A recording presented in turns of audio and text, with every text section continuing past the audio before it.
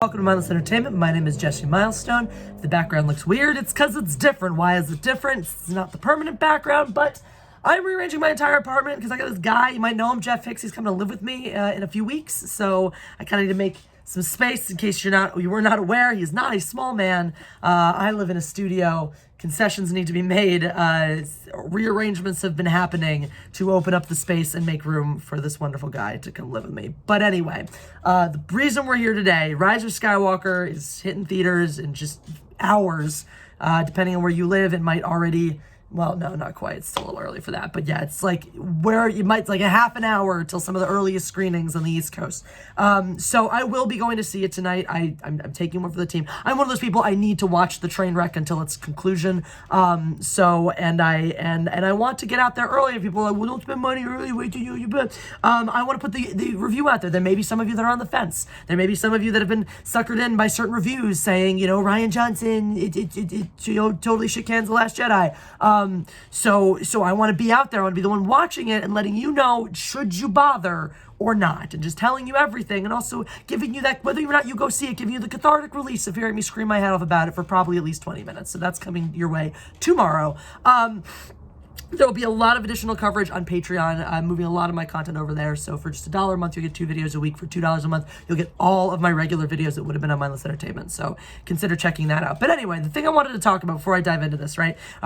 This video, right? The legacy of Disney Star Wars. And this is something that I feel very strongly about because it's sort of been my life for the past 2 years now. I apologize for this squeaky ass chair. I'm trying to freaking fix it. I don't know if I can. Anyway, the biggest issues obviously exploded with The Last Jedi, but it started with The Force Awakens, and the reason I say it starts there, The Force Awakens and the whole Disney sequel trilogy has been firmly rooted in the politics, the social politics and the zeitgeist of today, unlike previous Star Wars movies that have been timeless. And even though George Lucas outwardly admits that he modeled the Corrupt Republic in the prequels after the Bush administration, there's still a universality to the themes that he's using and a timelessness to it that even if you weren't around during the time and it didn't mean anything to you, once you figure out the politics of the Trade Federation, you're not lost. It's not the meaning, the gravitas isn't lost on you. The same way that The Force Awakens is going to be completely irrelevant in a few years. It's just going to be the 2000 teens version of A New Hope. It's just that somebody was like, let's remake this movie thinking about social politics, and that's what it is. And the thing is, the problem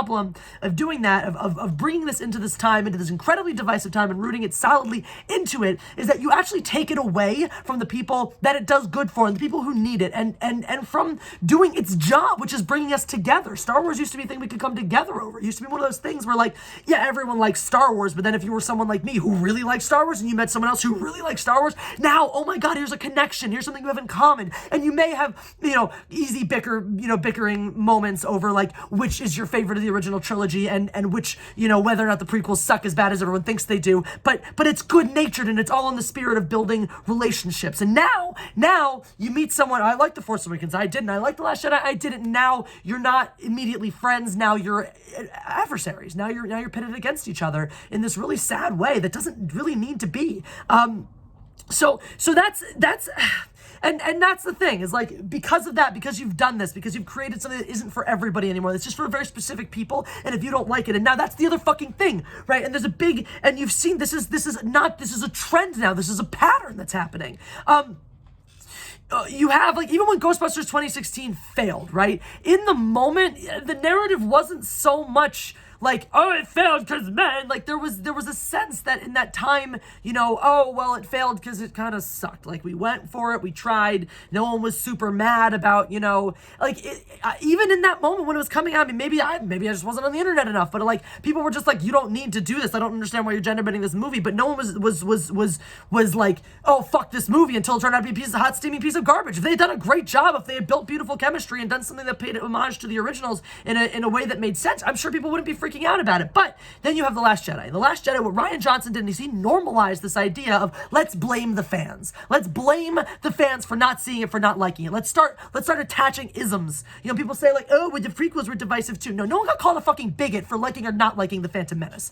All right? So now you have this, and now you have the narrative that goes back to, you know, it attaches to Ghostbusters, and people, oh, okay, these bigoted assholes who didn't go, you know, who didn't like The Last Jedi are the same reason Ghostbusters failed, and the same reason every gender bent movie will fail from here on out. And because these are our talking points, because it's so easy to blame people for this, and that's the issue, right? When you have this normalcy of attaching isms, of attaching derogatory names to people who do or don't like your movie, which you saw even then with Captain America versus Alita, you know, Battle Angel, when that all happened. Every people who liked Alita were labeled as misogynists. Oh, you didn't like Captain Marvel, but you liked Alita. Well, Alita must represent the patriarchy, and you're a misogynist. Like, what? How? Alita was like an effortlessly great movie about a strong woman. That made sense. I was just fucking talking about this with one of my friends who's like actually close to being, not, I wouldn't say he's woke, he's not politically correct at all, but he's like way more progressive than I am. And he was like, yeah, that was just a great movie about a strong woman, whereas Captain Marvel fucking sucked. So you've normalized this idea.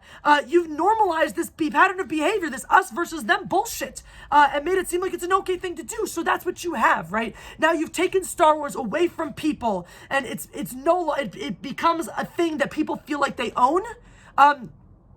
In two ways, and one of them is if you just make a movie people don't like, and you're like, mea culpa, I made some choices, you didn't like them, whatever, versus if you make a movie and you're like, well, you don't like it because you're racist. Now you're saying this movie isn't for you. You're taking it away from people. You're saying this isn't for you. You're ripping it out of their hands, and you're giving it to other people who get to sit there and say, well, it's for me, so it's not for you, because that's our us versus them culture. If it's for me and you're not like me, then it's for me and not you, and you can't have it, which is stupid, because no one fucking owns Star Wars. I mean, yes, technically, you know, George Lucas created it, and Lucasfilms owns it in terms of that, but like the audience, none of us watching at home fucking owns Star Wars. It is for us. That's the whole thing too. It is not. I mean, fuck you, Disney. This is probably the problem. Disney thinks Star Wars is for us to make fucking money. It's for us to capitalize on and the merchandise and make all this goddamn money. No, it is not for you. It is for the people who love it, who grew up loving it, who give you the fucking money to make the fucking movie by buying the fucking tickets and demonstrating that it's still a marketable property that you're gonna want to sink money into.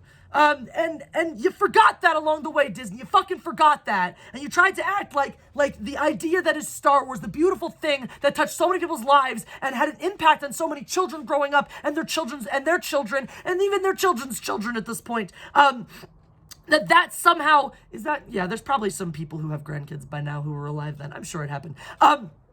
But that's like you instead of it belonging, you think that you can take it away and you can make it, that you have some sort of ownership over this bigger idea. And Disney, I don't care if you bought the rights to it. You don't own the idea. You don't own what it is, and you don't own what it means to the people. And the sequel trilogy you've created creates this idea or this illusion that that's the way it is, and that's an okay thing for it to be. Star Wars is not supposed to be divisive. Star Wars is not supposed to make us angry. Star Wars is supposed to make us feel hopeful and feel good. It's supposed to take us away from our regular lives, not shove the politics of our regular lives in our face over and fucking over again. It's supposed to make us feel good and optimistic and inspired. It's supposed to make us look up and think about how far we can possibly go. Not look next to us on either side, wonder what those people are thinking, and wonder if they're my enemy because they don't like Rey as a female hero as much as you do, or they don't ship Reylo, or you know, if they don't like this movie, they must be racist because Finn. Like, no, that's the world that Disney Star Wars has created. That's the legacy it lives behind. It's normalized. It's removed allegory from the equation, which is such a beautiful tool to spread positive messages, and made it okay to just stick the zeitgeist in to make a film of that epic proportion with absolutely no longevity, no sustainability as a movie, because it's not going to make sense in 10 fucking years. They've made that okay. They've normalized taking something that's fucking for the nerds. I'm sorry. Star Wars was always for the nerds. Y'all may like it now, maybe mainstream it and whatnot, and acted like this is not yours anymore. This is for the fucking social justice crusaders. Bullshit. You have no attachment to this material. You have no fucking, if you do, that's great, but you have no fucking right to come in and act like you own this and you can weaponize it against the people who've loved it since as soon as we can fucking talk. So they've normalized that. They've normalized a system where filmmakers are 0% accountable for their own missteps and instead can just blame the fans. Where if you don't like a movie, you don't get to talk about that. You just get to get labeled racist, bigoted, misogynistic, whatever it is. That's fucking fascism right there. That's censorship. That is not acceptable. You've normalized a culture in which it is inappropriate to critique pop culture, to critique fucking art, if you can stretch so far to call it that. But that's what this is. It's creation. It is art. People can critique it any fucking way they choose. And now you've made it so that, no, you can't critique this piece without being labeled the enemy. That is fucking fascism. And it's not acceptable, and it's not okay. And that is the legacy of Disney Star Wars. It's normalized bringing the culture war that's going on outside into the movies. And that's the thing. And it's brought me fucking heavy into this fight. And that is something that y'all aren't going to forget anytime soon, because I'm not going anywhere. I may not talk about Star Wars forever. I may not talk about movies forever, but I got a lot to say, and I ain't fucking going anywhere, because that's the whole thing. I'm not going to stop, because I'm not fighting people. I don't look at people as the enemy. It's ideas that I'm fighting. It is dangerous, damaging ideas that hurt us as a free nation, as a free people, as a race as a species on this earth that really fucking at this point ought to know better and should be able to get the fuck along. That's what I'm fighting against. I'm fighting against ideas that keep people stuck in boxes and stuck in ruts and stuck in these ideas, in this narrow-minded view that because somebody doesn't think the way you do, because someone doesn't look the way you do or like the things you do, they're the fucking enemy, because that is fucking backwards. And I'm sorry, how dare you call yourself progressive if that's your mindset, if that's your outlook, is that people who don't think like you are wrong. That is as narrow-minded as I've ever seen. That's as bass-ackwards as I've ever seen. It's the fucking opposite of being progressive. So fuck you, people who do that. Anyway.